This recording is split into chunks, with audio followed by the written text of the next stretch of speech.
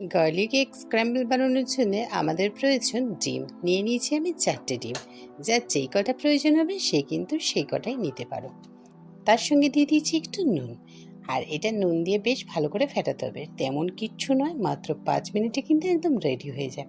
আমি বসিয়ে দিয়েছি একটা প্যান, আর আমি গ্যাসটাকে একটু অন করে নেবো। বিশ্বাস করো, হাতে গুনে জাস্ট 5 মিনিট। এত ভালো ডায়েটে কাজ হয় যে কি বলবো। আর হ্যাঁ, এমনিও কিন্তু খেতে পারো বানিয়ে। তো প্যানটা বসিয়ে দিয়েছি।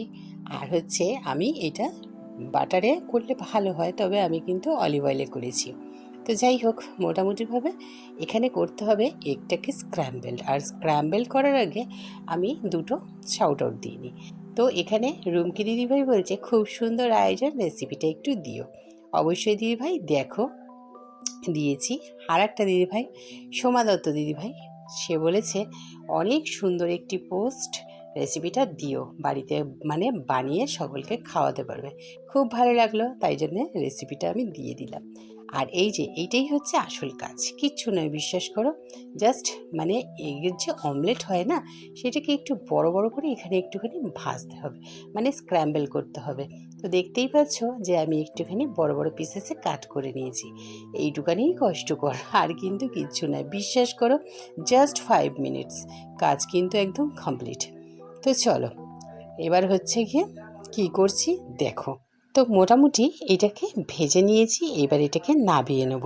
এটাকে জাস্ট আমি নাবিয়ে রেখে দিয়ে গ্যাসটাকে একটু অফ করে দিলাম। তার কারণ হচ্ছে এখন লাগবে আমাদের একটু রসুন।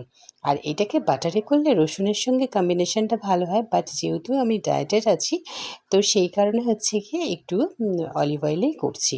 তো এটা মেয়ে খায়, অনেক দিন পরেই বানালাম, আমার আজকে ভীষণ মানে ক্রেভিং হচ্ছিল অ্যাকচুয়ালি।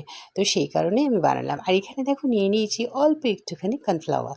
কর্নফ্লাওয়ারটাকে বেশ জলে হালকা করে একটু গুলে নেবো, ব্যাস।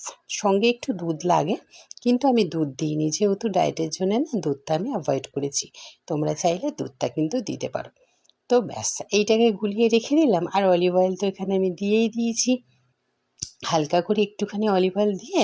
এইবার কী করবো বলো তো, রসুনটাকে জাস্ট একটু ভাজা ভাজা করব। আর কিচ্ছু করতে হবে না, এইটা করলেই আমাদের কাজ কিন্তু শেষ।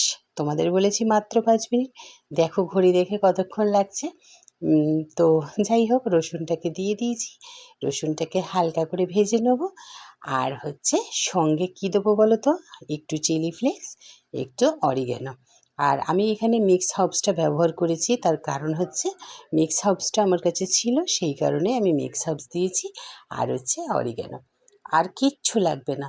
তো বিশ্বাস করো, চিলি ফ্লেক্সটা দেবে, একটু গোলমরিচের গুঁড়োও দিতে পারো, মানে যে যেরকম আর কি ঝাল খায়। আর এই যে দিয়ে দিলাম আমি কর্নফ্লাওয়ারটা, ব্যাস, আর কিচ্ছু না। এই যে আমি জল দিলাম, এই জলটা তোমরা না দিয়ে দুধটা দিলে কালারটা কিন্তু আরও সুন্দর হবে। তো সেই কারণেই বলছি, তোমরা চাইলে দুধটা দিতে পারো। আমি এখানে দুধ দিইনি, আমি কিন্তু জলটা দিলাম, ব্যাস হয়ে গেছে। একটুখানি নাড়াচাড়া করব। এই যে স্ক্র্যাম্বল এগগুলো দিয়ে দিলাম। কেমন লাগলো? 5 মিনিটে হলো কি দেখো, মাত্র 3 মিনিট থেকে 3.5 মিনিটে কিন্তু ভিডিও হয়েছে।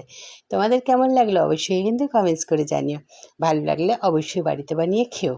আর হ্যাঁ, ডায়েট ছাড়াও এমনিতে খাওয়া যাবে। সত্যিই বলছি, খুব সুন্দর হয়। অবশ্যই একবার কিন্তু ট্রাই করো। তো চলো, আজকের মতন টাটা, আবার দেখা হচ্ছে একটা অন্য